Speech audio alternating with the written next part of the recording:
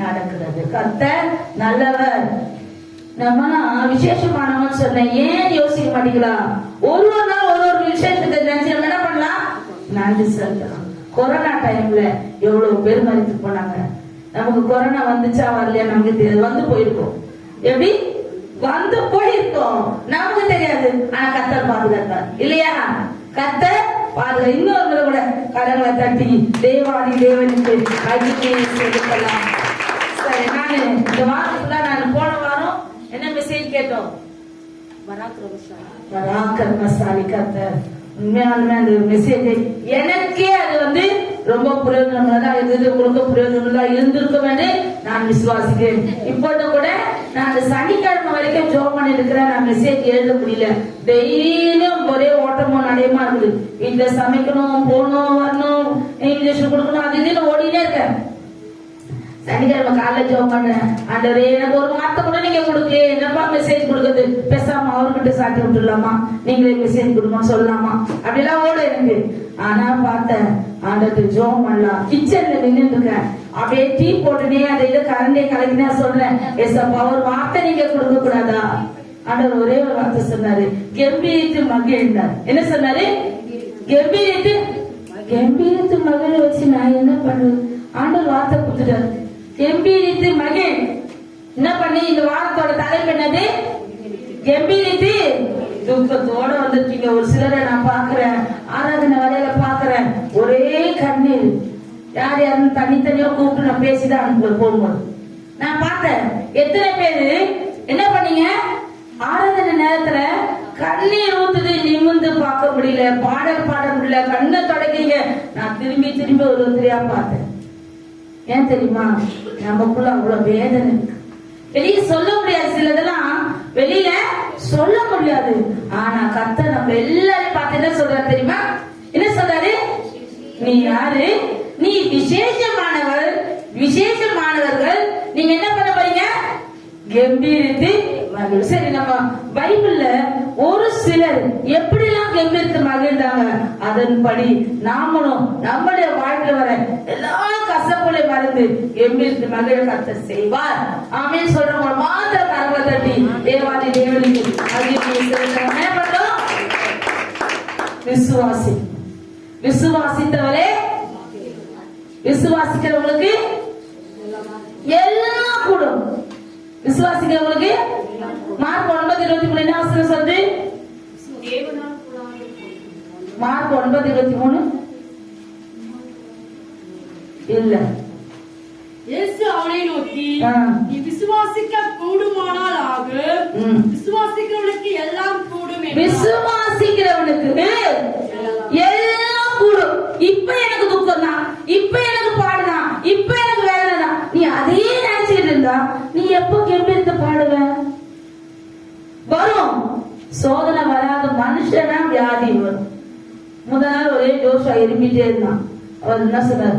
பணியில போறான் வரான், சொல் பேச்சு கேட்க போறான், ஃப்ரெண்ட்ஸை பார்க்கணும். உடனே அவனை திரும்ப சொன்னான், மனுஷனா இருமல் வருமா, மனுஷனா தும்பல் வருமா, மனுஷனா ஜுரம் வரும். இதுக்கெல்லாம் ஒரு காரணம் சொல்லி நீங்க திட்டுவீங்களா? எப்படி நம்ம காரணம் தேடி அவங்க திட்டுற மாதிரி என்ன சொல்றோம்? மனுஷனா என்ன வரும்? பாடுகள் மத்தியில ஜெயம் எடுத்துதான் கிறிஸ்தவ வாழ்க்கை. ஆமே, பாடு வரும், துக்கம் வரும், அதன் மத்தியில நம்ம என்ன பண்ணுவார்? கர்த்தரே என்ன பண்ணுவாரு? கம்பீர செய்வார், கம்பீரிக்க செய்வார். நம்ம என்ன பண்றது? விசுவாசித்தான் கூடும். ஒரு வசனத்தை நம்ம வாசிக்கலாம்.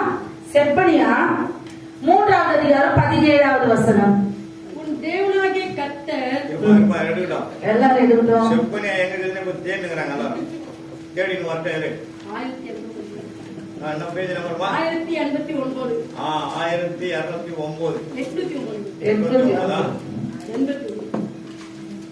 1289.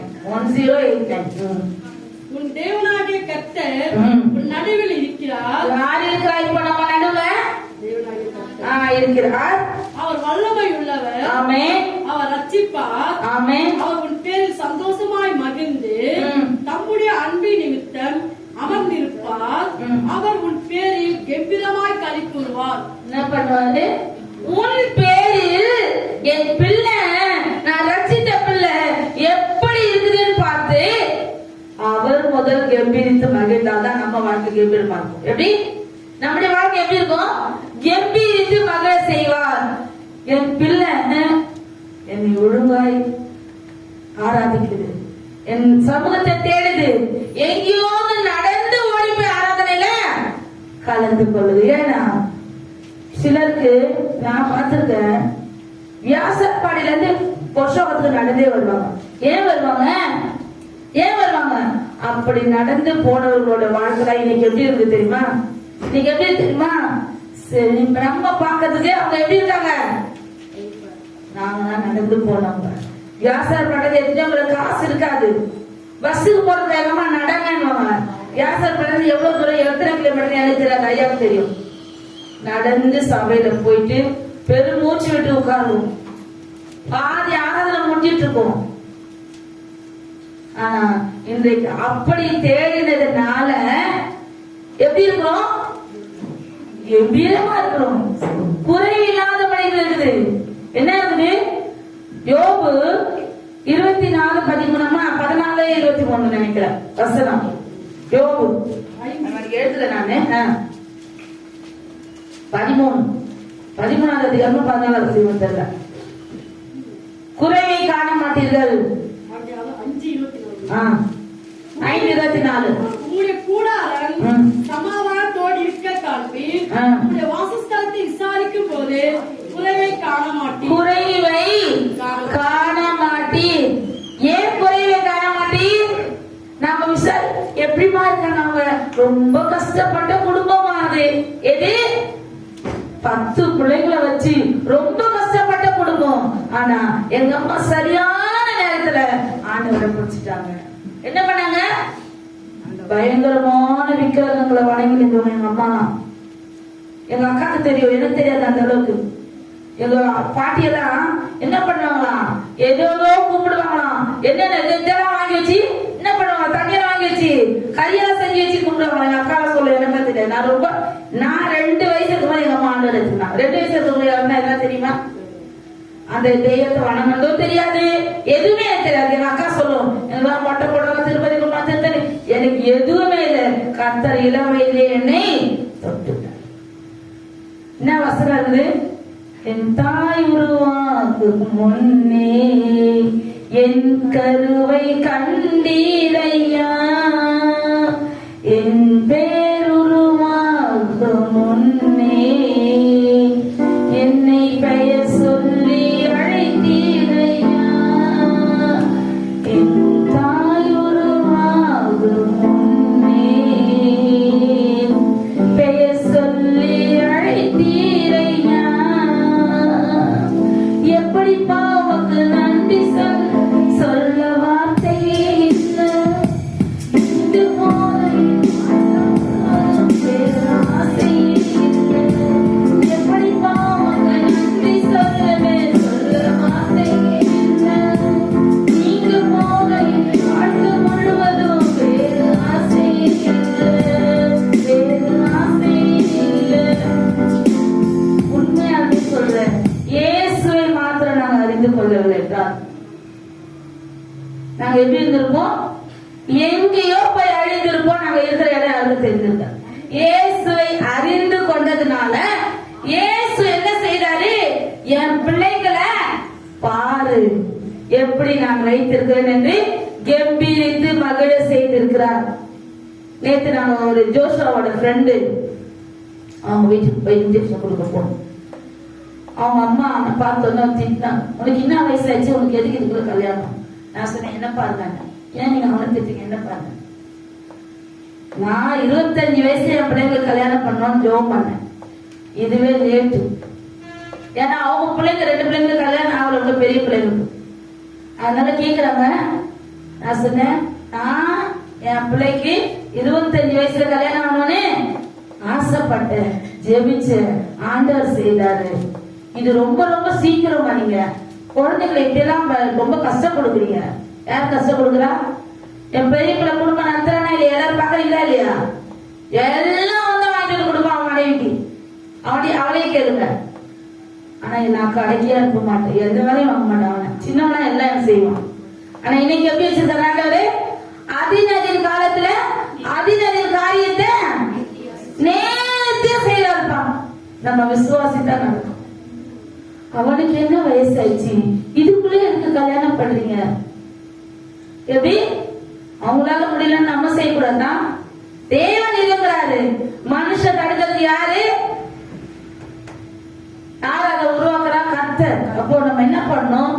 விசுவாசித்தாதான் நம்மள என்ன பண்ணுவாரு? கம்பீரித்து மகிழ்ச்சியார். நம்ம 3 கேரக்டர் நம்ம இதுல இருந்து பார்க்கலாம். ஒரு 4 பேர். முதலாவது ஆபிரகாமை குறித்து பார்க்கலாம். ஆதியாகமம் 17வது அதிகாரம் 17வது வசனம்.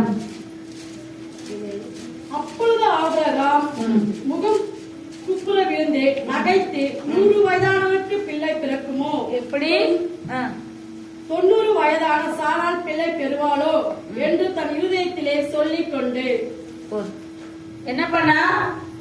ஆபிரகாம் என்ன பண்ணாரு? 100 வயசு வரைக்கும் குழந்தை இல்லை. ஒரு மனசு எவ்வளவு வேதனை இருக்கும். 100 வயசானவனுக்கு பிள்ளை பிறக்குமோ? ஆண்டவர் செய்தாரா இல்லையா? அந்த 18வது வசனத்தை கூட படிமா. இஸ்மவேல் உமக்கு முன்பாக கிடைப்பானாக. எனக்கு தேவையில்லைப்பா இன்னொரு குழந்தை, நீங்க கொடுத்த இந்த சந்ததி போதும். அடுத்தது என்று ஆபிரகாம் தேவனிடத்தில் விண்ணப்பம் பண்ணினான். 24, 25, 26 3 மட்டும் படிங்க. ஆபிரகாமுடைய நுனித்தோலின் மாம்சம் விருத்தசேதன பண்ணப்படும் போது அவன் 99 வயதாய் இருந்தான். அவனுடைய குமாரன் இஸ்மவேலுடைய நுனித்தோலின் மாம்சம் விருத்தசேதனம் பண்ணப்படும் போது அவன் 13 வயதாய் இருந்தான். ஒரே நாளில் ஆபிரகாமும் அவன் குமாரன் இஸ்மவேலும் விருத்தசேதனம் பண்ணப்பட்டார்கள். 26 படிச்சியாமா? இப்போ அடுத்தது 18வது அதிகாரம் 12-14 படிங்க. ஆகையால் சாரா தன் உள்ளத்திலே நகைத்து, நான் கிழவியும் என் ஆண்டவன் முதிர்ந்த வயது உள்ளவருமான பின்பு எனக்கு இன்பம் உண்டாகிறது. எப்படி? ஆண்டவரே சொல்றதை நம்மால என்ன பண்ண முடியல, நம்ப முடியல என்றார். அப்போது கர்த்தர் ஆபிரகாமை நோக்கி, சாரா நகைத்து நான் கிழவியா இருக்க பிள்ளை பெறுவது மெய்யோ என்று சொல்வானேன். கர்த்தரால் ஆகாத காரியம் உண்டோ? உற்பவ காலத்திட்டத்தில் உன்னிடத்திற்கு திரும்ப வருவேன், அப்பொழுது சாராளுக்கு ஒரு குமாரன் இருப்பான் என்றார். ஒரு உற்பவ காலத்திட்டத்தில் வருவேன். அப்பொழுது சாராளுக்கு ஒரு குமாரன் இருப்பான் என்றால் சாராள் பயந்தே நான் நகைக்கவில்லை என்று மறுத்தால், அதற்கு அவர் இல்லை நீ நகைத்தாய் என்றார். யார் சொல்றா? தேவ தூதர்களே என்னமா சொல்றாங்க? ஆனா அவங்க நகைத்தார். ஆபிரகாம் நகைத்தாரா? 17வது வசனத்துல. ஆனா அவங்கள ஆண்டவர் என்ன பண்ணாரு? எப்படி பண்ணாரு? குழந்தையை பெற்று எடுத்து சாரார் ஒரு குழந்தை வசனத்தை படிமா, குழந்தைக்கு பால் கொடுக்கிற தாயாய் மாறின. எல்லாரும் என்ன சொன்னாங்க? எல்லாரும் என்ன சொன்னாங்க அவங்களை குறிச்சு? படிமா. ஆபிரகாம் புதிர் வயது இருக்கையில் சாரா கர்ப்பவதியாகி தேவன் குறித்திருந்த காலத்தில் அவனுக்கு ஒரு குமாரனை பெற்றார். அப்பொழுது ஆபிரகாம் தனக்கு சாரா பெற்ற குமாரனுக்கு ஈசாக்கு என்று பெயரிட்டார். 6வது வசனம் படிங்க. அப்பொழுது சாராள், தேவன் என்னை நகைக்க பண்ணினார், இதை கேட்ட யாவரும் என்னோடு கூட நகைப்பார்கள். எப்படி? தேவன் என்னை 90 வயசுல நகைக்க பண்ணினார். அந்த நகைப்பு எப்படி இருக்கு நீங்க நினைக்கிறீங்க? சாதாரணமா ஒரு குழந்தை பிறந்துச்சு, கல்யாணம் 1 வருஷம் கழிச்சு ஒரு குழந்தை பிறந்துச்சு, என்னமா குழந்தைன்னு கேட்பாங்க, அவ்வளவுதான். ஆனா சாராளுக்கு குழந்தை பிறந்த போது எவ்வளவு பேர் அவங்க எப்படி சொல்லியிருப்பாங்க? 90 வயசு பாட்டி. அந்த அம்மாவுக்கு எவ்வளவு சந்தோஷம் இருக்கும். என்னோட லைஃப்ல எனக்கு ஒரு சந்ததி இல்லைன்னு நினைச்சேன், கர்த்தர் கம்பீரித்து மகிழ செய்தாரா? கரங்களை தட்டுங்க. எப்படி செய்தாரு?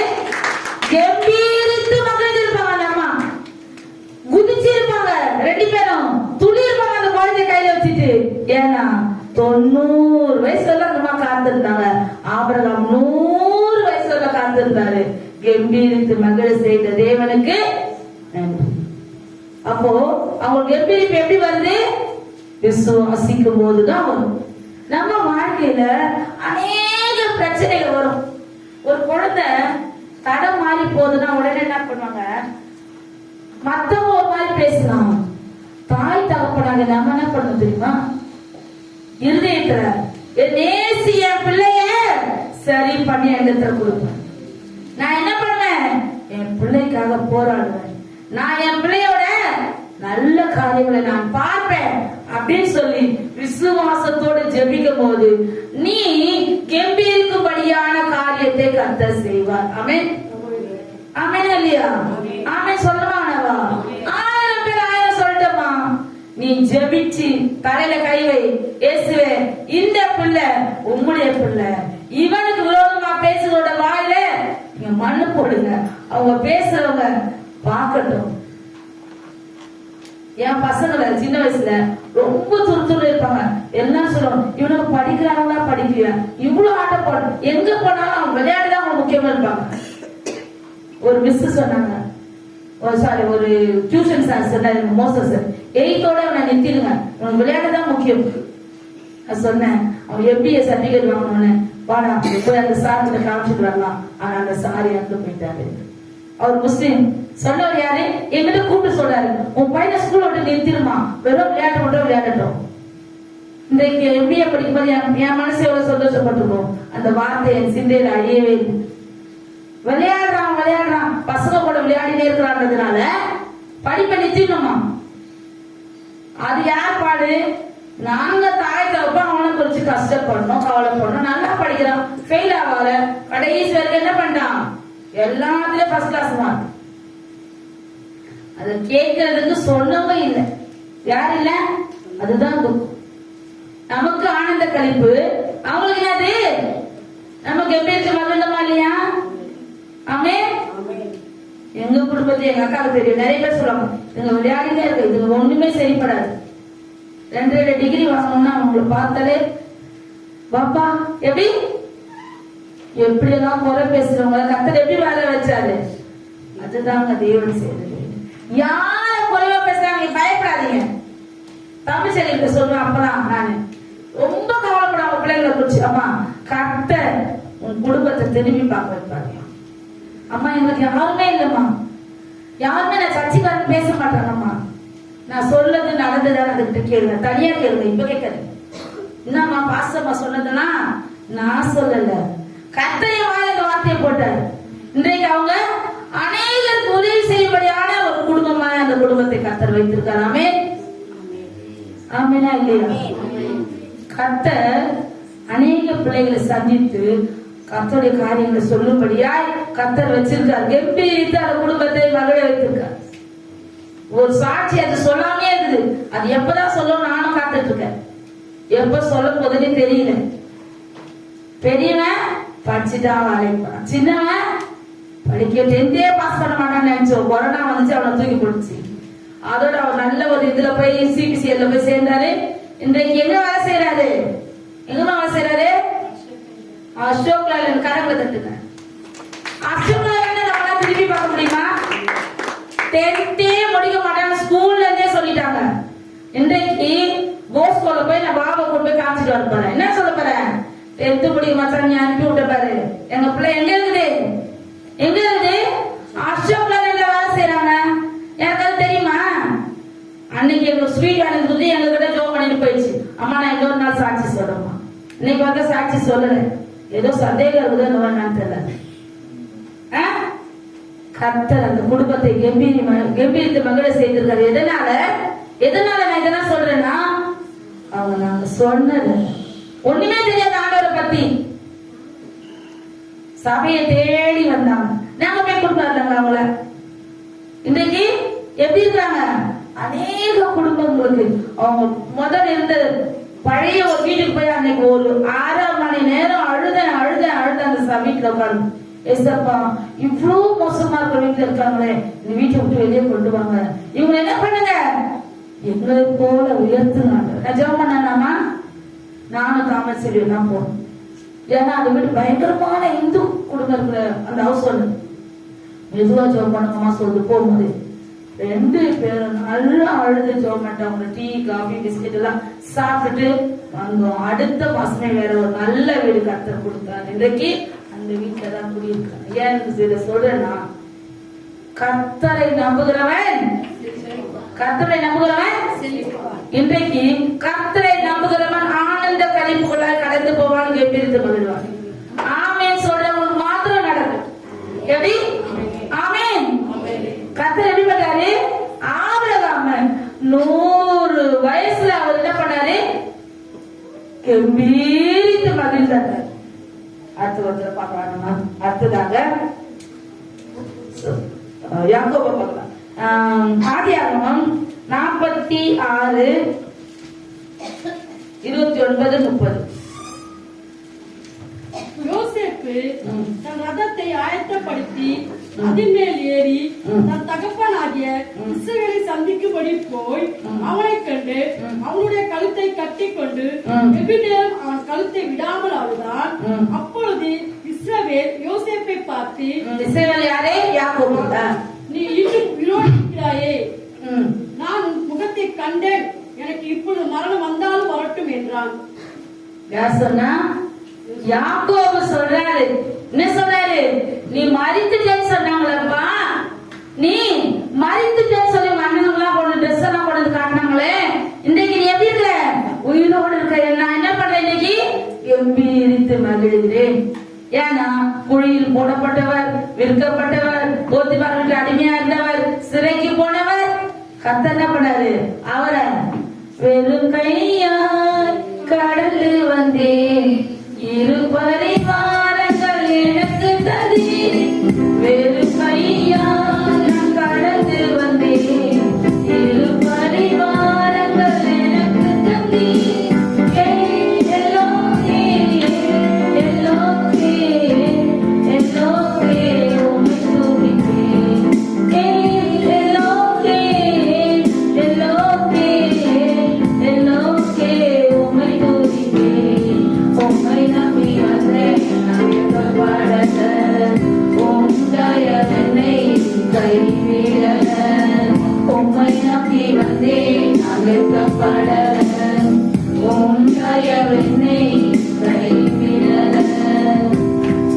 எப்படி போனார் அவரு?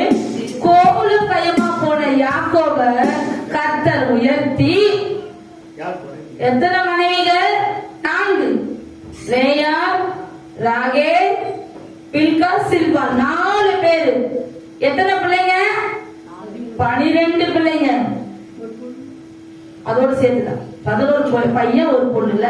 12 பையன் ஒரு பொண்ணு. ஓ 12 கோத்திரம். சரி, 12 பிள்ளைகளை கொடுத்து ஒரு பெண்ணையும் கொடுத்தார். யாருக்கு?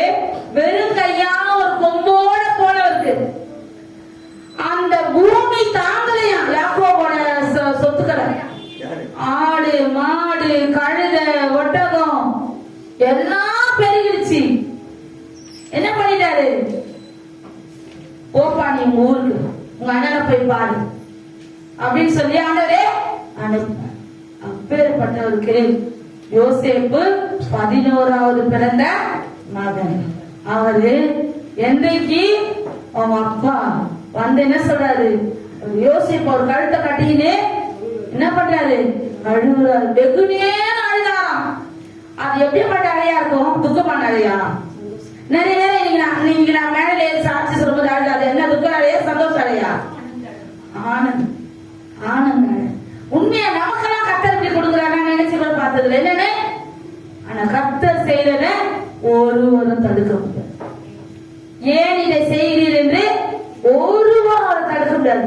ஓசியால அதுக்கு வசனம் இருக்குது. அந்த வசனம் எடுத்து படி மேற்கூறி. ஓசியால ஏன் இதை செய்கிறீர் என்று தடுப்பவன் யார்?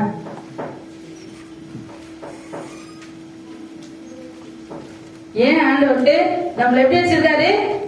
உன்னை வாழாக்காமல் தலையாக்குவார், உன்னை கீழாக்காமல் மேலாக்குவார். உன்னை வாழாக்காமல் தலையாக்குவார், உன்னை கீழாக்காமல் மேலாக்குவார். ஜெயம் அல்லேலூயா, ஜெயம் அல்லேலூயா, ஜெயம் அல்லேலூயா.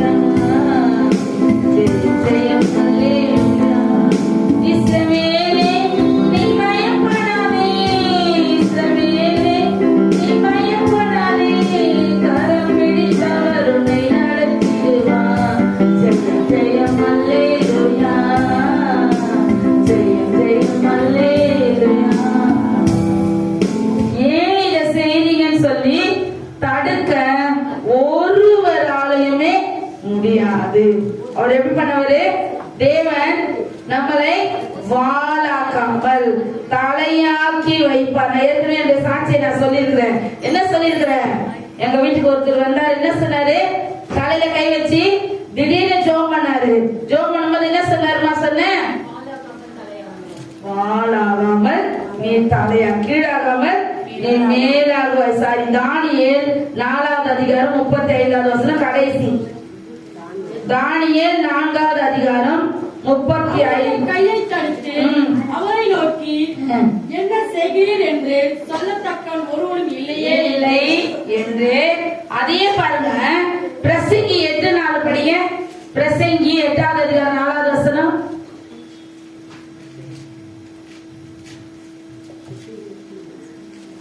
ராஜாவின் வார்த்தை எங்கேயோ அங்கே அதிகாரம் உண்டு. நீர் என்ன செய்கிறீர் என்று அவனுக்கு சொல்லத்தக்கவன் யார்? அரே, என்னப்பா செய்யற நீ? ராஜாவை யாரும் கேள்வி கேட்க முடியுமா? ஏசு ராஜாவை யாரும் கேள்வி கேட்க முடியுமா? அதுல இன்னொரு வசனத்தை படிங்க. ஏசாயா 43:13. ஏசாயா 43:13. நான் உண்டானதற்கு முன்னும் நானே இருக்கிறேன். என் கைக்கு தப்பிக்கத்தக்கவன் இல்லை. நான் செய்கிறதை தடுப்பவன் யார்? நான் செய்கிறதை யார் செய்கிறதை? தேவன் நமக்கு செய்கிறதை தடுப்பவன் யார்? அப்போ நமக்கு நன்மை செய்யறது அவருக்கு பிரியம்.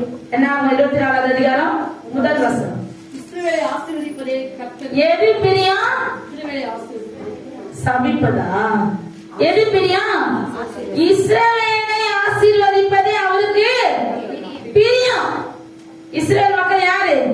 அதுவே நமக்கு இன்னும் சந்தேகம். நான் இஸ்ரவேல் மக்களா இல்ல எகிப்துக்கு போய் கொண்டிருக்கேனா? எங்க போய் கொண்டிருக்க? எங்க போய் கொண்டிருக்க? இஸ்ரவேலை ஆசீர்வதிப்பதே அவருக்கு பிரியம். அவர் செய்வதை தடுப்போம். இதுக்கு 3 வசனம் சொல்லிருக்க. ஏசாயா 43:3,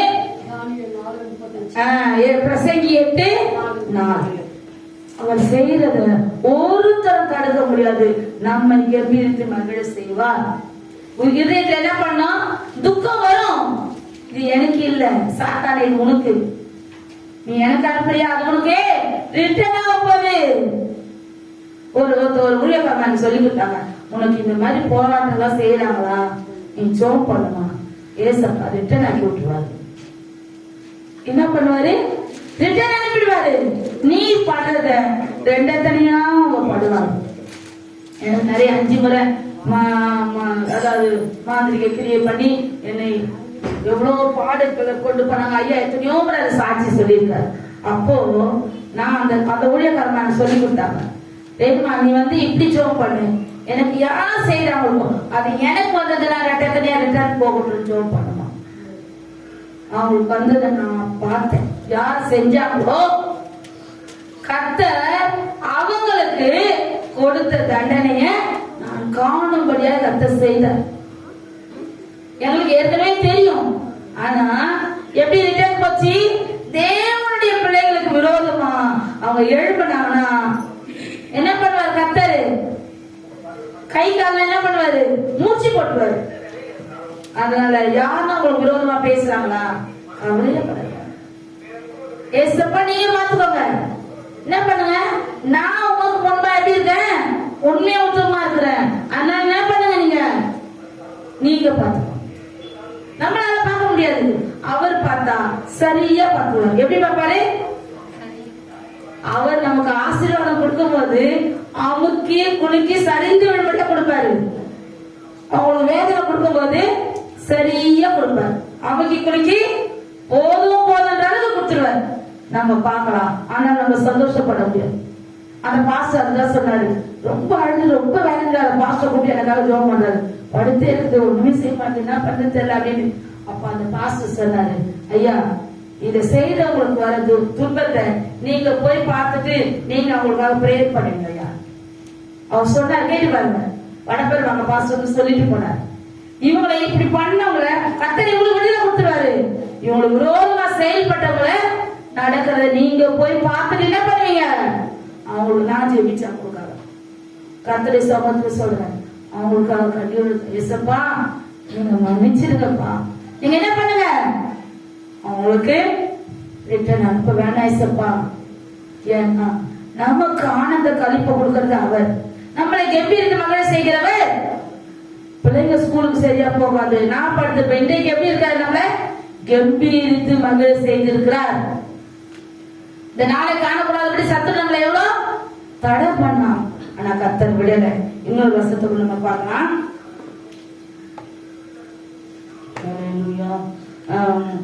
மூன்றாவது இல்லாத நம்ம யார் பார்த்தோம், யாக்கோபு யோசேப்பு. மூன்றாவது மோசேயை கொடுத்துருப்பாங்க. யாத்திராகமம் 33வது அதிகாரம்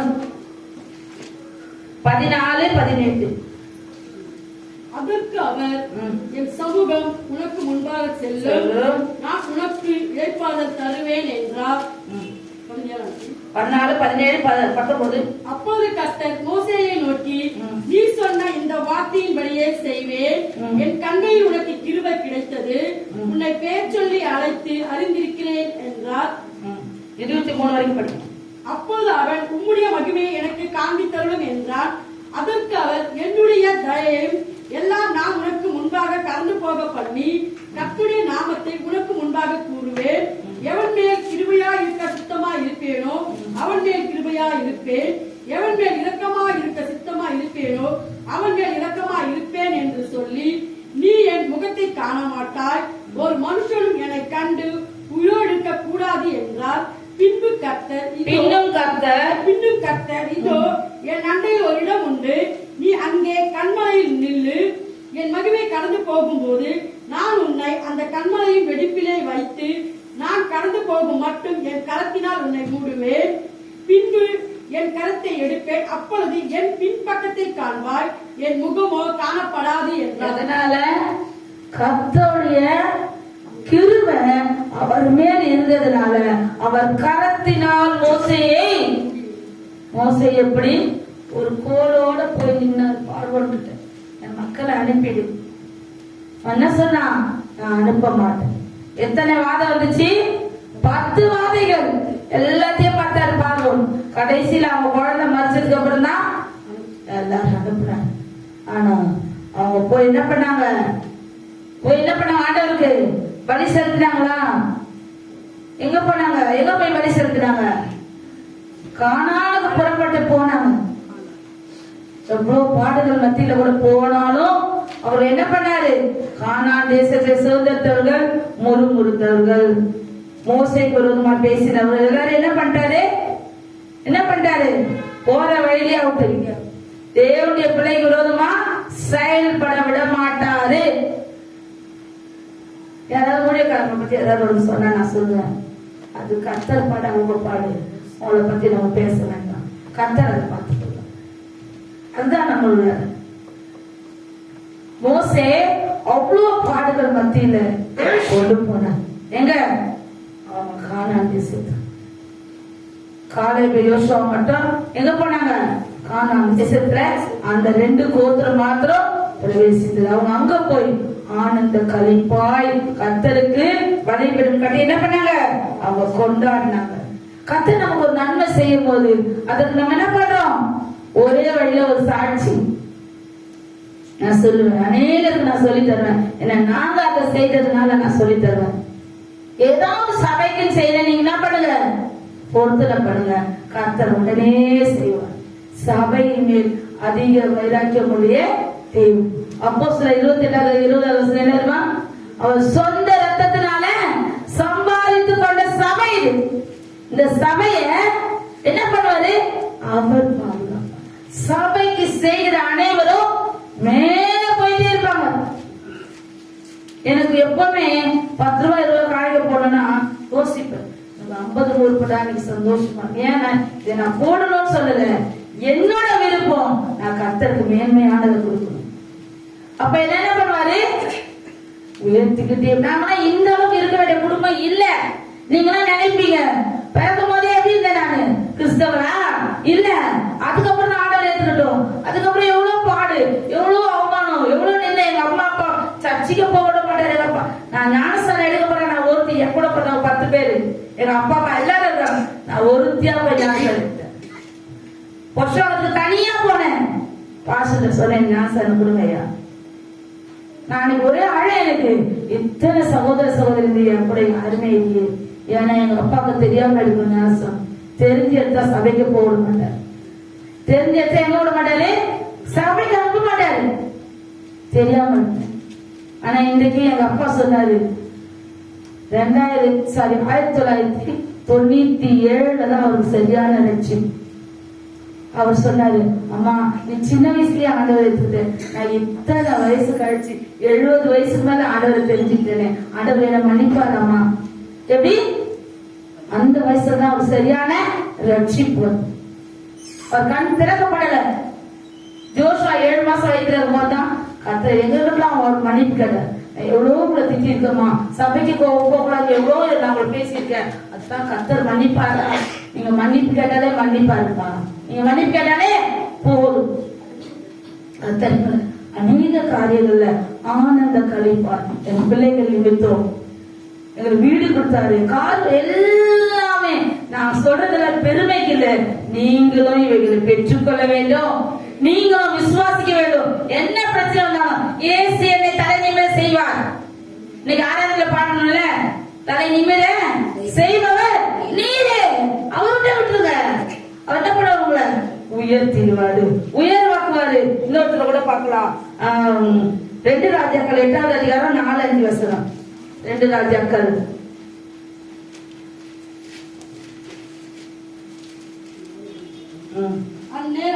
அந்நேரத்தில் ராஜா தேவனுடைய மனுஷனின் வேலைக்காரனாய் இருந்த கேயாசுடனே பேசி, எலிசா செய்த அதிசயங்களை எல்லாம் நீ எனக்கு விவரமாய் சொல் என்றான்.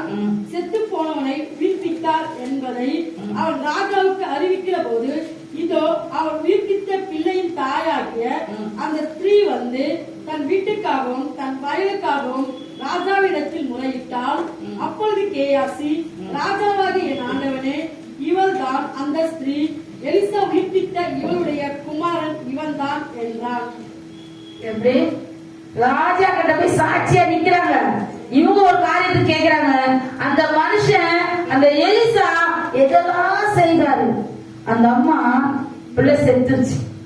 பிள்ளை செத்து போச்சு. அவங்க என்ன பண்ணாங்க தெரியுமா, எனக்கு இந்த குழந்தை பிறக்கிறதுக்கு ஒரு மனுஷன் என்ன பண்ணாரு, ஆண்டவர்கிட்ட கேட்டு பெற்று கொடுத்தாருல, அவர்கிட்ட தான் போய் நான் சண்டை போட போறேன். குழந்தைய கொடுத்து குழந்தைய பறிச்சுட்ட கடவுள் என்ன இது. அவர் சொன்னாரு, நேரா வந்த அந்த வசனத்தை பாருங்க, 31-37 படிமா. 4வது அதிகாரம் 2 ராஜாக்கள் 4. கேயாசி அவர்களுக்கு முன்னே போய் அந்த தடியை பிள்ளையின் முகத்தின் மேல் வைத்தான். ஆனாலும் சத்தமும் இல்லை, உணர்ச்சியும் இல்லை. ஆகையால் அவன் திரும்பி அவனுக்கு எதிர்கொண்டு வந்து பிள்ளை விழிக்கவில்லை என்று அவனுக்கு அறிவித்தான். எலிசா வீட்டிற்கு வந்தபோது, இதோ அந்த பிள்ளை அவன் கட்டிலின் மேல் செத்து கிடந்தான். உள்ளே போய் தங்கள் இருவருக்கும் பின்னாக அவன் கதவை பூட்டி கர்த்தரை நோக்கி வேண்டுதல் செய்து, கிட்டே போய் தன் பிள்ளையின் வாயின் மேலும், தன் கண்கள் அவன் கண்களின் மேலும், தன் உள்ளங்கைகள் அவன் உள்ளங்கைகள் மேலும் படுபடியாக அவன் மேல் குப்புறப்பட்டுக் கொண்டான். அப்பொழுது பிள்ளையின் உடல் அனல் கொண்டது. அவன் எழுந்து அறை வீட்டில் இங்கும் அங்கும் உலாவி திரும்ப கிட்டே போய் அவன் மேல் குப்புறப்படுத்தான். அப்பொழுது அந்த பிள்ளை 7 தரம் தும்பி தன் கண்களை திறந்தான். எப்படி 37 படிங்க. அப்போது அவன் உள்ளே போய் அவன் பாதத்திலே விழுந்து தலைமட்டு பணிந்து தன் குமாரனை எடுத்துக்கொண்டு வெளியே போனான். ஒரு பிள்ளை மறிச்சிருச்சு. ஒரு நாள் ஃபுல்லா என்ன பண்ணாங்க, ரூம்ல படுக்க வச்சுட்டு போய் எலிசாவை கூட்டு வந்து உயிர் வருதாப்பா. அந்த தாயோட சந்தோஷம் எப்படி இருக்குங்க, எப்படி இருக்கும். அதுதான் எப்படி இருக்கு மகள். எப்படி இதுதான் எப்படி இருக்கு. என் பிள்ளை அவ்வளவுதான் நினைச்சேன். ஆனா அவங்க என்ன பண்ணாங்க, யாருக்கிட்டே சொல்லதான், கணவன் கிட்ட கூட சொல்லல. நேரம் நீ இப்ப எங்க போற, நான் அந்த ஊழியக்காரப்பா, அவர் மூலமா அற்புதம் நடக்கும். நேரம் வந்தான். அவன் குழந்தை வேணும் கேட்டேனா, நான் இப்படியே இருப்பேன், எனக்கு கடவுள்கிட்ட கேட்டு வாங்கி கொடுத்தீங்களே, இந்த குழந்தை எப்படி நீ வரன்ஸ் நேரம் வர கேஸ்ல சொல்றாரு, இந்த தடியை என்னோட தடியை கொண்டு போய் வை. பிடிக்கல. ஆனா கதவை பூட்டி குழந்தையோட வாய் இவர் வாய் மேல இவருக்குள்ள இருக்கிற அந்த ஜீவன் அந்த பிள்ளைக்குள்ள போச்சு. அப்போ அன்றைக்கு அந்த அம்மா எவ்வளவு சந்தோஷப்பட்டிருக்கோம், எப்படி கம்பீரித்திருக்கோம், எவ்வளவு சந்தோஷம் இருக்கும். என் பிள்ளை அவ்வளவுதான் நினைச்சது. செத்து கிடந்த பிள்ளை உயிரோட எழுப்புனா அதை விட சந்தோஷம் வேற ஒன்றுமே இல்லை. அவ என்ன விசுவாசத்தா, அந்த ஊழியர் வந்தா என் பிள்ளைய கண்டிப்பா திருப்பி உயிர் வர செய்து விடுவார். விசுவாசித்தவளே, விசுவாசித்தவளே, விசுவாசிக்கிறவனுக்கு லூக்கா 1:37 தேவனால் கூடாத காரியம் ஒன்றுமே இல்ல. அப்ப நம்ம என்ன பண்றோம், நம்ம என்ன பண்றோம், இத்தனை ஆனந்த கழிப்பு கம்பீரித்து மகிழ்ந்தவர்களை நம்ம பார்த்தோம். நாம எப்படி ஆண்டவருக்கு நேரா நம்ம அர்ப்பணித்த ஆண்டவரே இந்த துக்கம் மறையதுக்கு உம்மால ஆகாத காரியமே. ஒரு பிள்ளை கிட்ட போய் ரொம்ப அழைய கண்ணீருமா இருந்தது அந்த பிள்ளை. ஏன்னா கல்யாணம் ஆகி 2 வருஷம் முத்தி போச்சு. மாமியார் வந்து அந்த கணவன் கிட்ட பேச கூட விட மாட்டாங்க. அந்த ரூமுக்கு அந்த பையன் போக கூடாது, அவங்க அம்மா கூட தான் பேசணுமா, அவங்க அம்மா ரூம்ல தான் தூங்கணுமா. ரொம்ப கொடுமை. நான் சொன்னேன், நீ ஆண்டவரை நம்பி சபைக்கு வாமா, ஆண்டவருக்கு இது லேசான காரியம். ஒரு நிமிஷத்துல உன் மாமியாரோட இருதயத்தையும் உன் கணவனுடைய இருதயத்தை மாற்றி உண்மையில் இரக்கத்தை வர வைப்பார். அவருக்கு இது லேசான காரியம். அவர் அற்புதம் செய்யறதுக்கு எவ்வளவு நேரம் தேவை, எவ்வளவு நேரம் தேவை, ஒரு நிமிஷம் இல்ல. இப்படி போடுறது எப்படி, இப்படி போட்டு பாருங்க எவ்வளவு டைம் எடுக்கும். அந்த நிமிஷத்துல இன்விடேஷன் கொடுக்க போன இடத்துல கர்த்தரை பத்தி சொல்லிட்டு அந்த பிள்ளைய நான் வர சொன்னா நான் வரல. ஏன்னா அவங்க யாரு, தெலுங்கு நான் இருக்காரு. நான் வந்து அந்த அளவுக்கு நம்ப மாட்டாங்க. அதை ஏசாலைங்களும் அது இதை வச்சு வணங்குறாங்க. ஆனா கர்த்தரை நம்பினா என்ன உண்டு, கம்பீரித்து வந்துடலாம். எப்படி புருஷன் மாறணுமா, ஆண்டவர் முன்குறிச்சிருக்காங்க. ஏற்கனவே அந்த பிள்ளைய ஜீசஸ் காலத்துலாம் கூட்டிட்டு போய் ஜோமனை வச்சுலாம் கூட்டிட்டு வந்தேன். அதுக்கப்புறம் தான் அந்த பிள்ளைக்கு திருமணம் முடிஞ்சிச்சு. ஆனா கூட இன்னைக்கு எப்படி பயங்கர விக்கிரத்துல இருக்கிறவங்க அந்த பொண்ணு கல்யாணம் பண்ணி கொடுத்தாங்க. பயங்கர போராட்டம். நான் சொன்னேன், ஆனா நம்ம சொன்ன நம்ப மாட்டாங்க. என்ன பண்ண மாட்டாங்க, நம்ம அதை அனுபவிக்கிறோம். ஒரு ஸ்வீட்டை கையில கொடுத்து இது நல்லா இருக்கோங்க நல்லா இருக்கோன்னு சொல்லிட்டே இருந்தா, அட பாவி நான் சாப்பிட்டா தானே எப்படி இருக்கும்னு எனக்கு தெரியும். என்ன பண்ணுவோம், சாப்பிட்டு செம்ம டேஸ்ட். அப்ப நம்ம டேஸ்ட் பண்ணிட்டோம். ஏசப்பாவை ஏசப்பா என்ன பண்ணிட்டோம், ருசிச்சிட்டோம். யார் வீட்டுக்கு போனாலும் இதுதான் பேசுவோம். என்ன பேசுவோம், சபைக்கு வாங்க, ஆண்டவருக்கு அற்புதம் செய்வாரு. எங்களை கம்பீரித்து மகிழ செய்த தேவன் உன்னையும் மகிழ செய்வார் சொல்லிட்டு வந்த நேற்று அந்த பிள்ளைக்கு ஜேபியோட அக்காவுக்கு சொல்லிட்டு வந்தாமா, உனக்கு கர்த்தர் பெரிய அற்புதம் செய்வார், கர்த்தர் உன்னை நினைச்சிருக்கிறாருமா, நீ சமைக்கு வா. நம்ம என்ன பண்ணுவாரு, ஒரே ஒரு வசனத்தை கூட படிக்கலாம் கடைசியா. செப்பனியா 3வது அதிகாரம் 20வது வசனம்.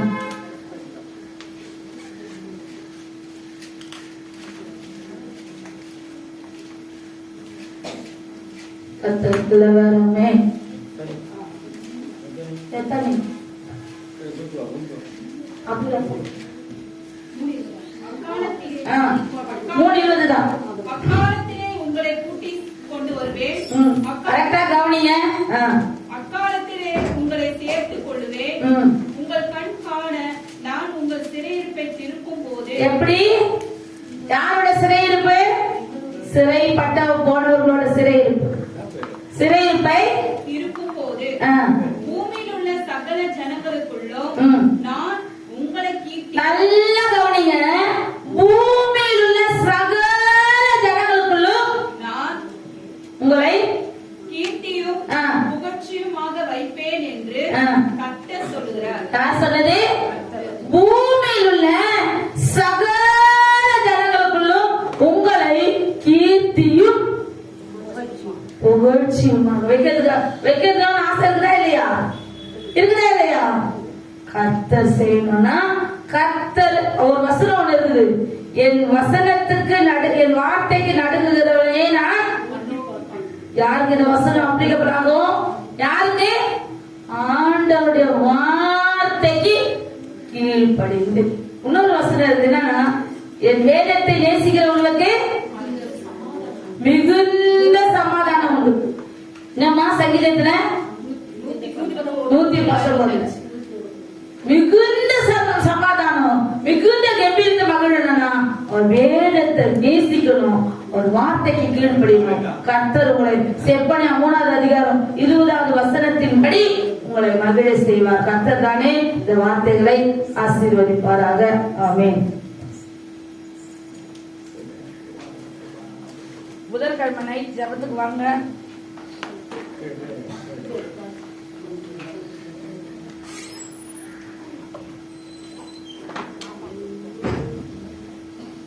ஆமா, தமிழ் செய்தாமா? தமிழர் செய். எலியாவின் அந்த பாட்டு இருக்கும். எலியா போன்ல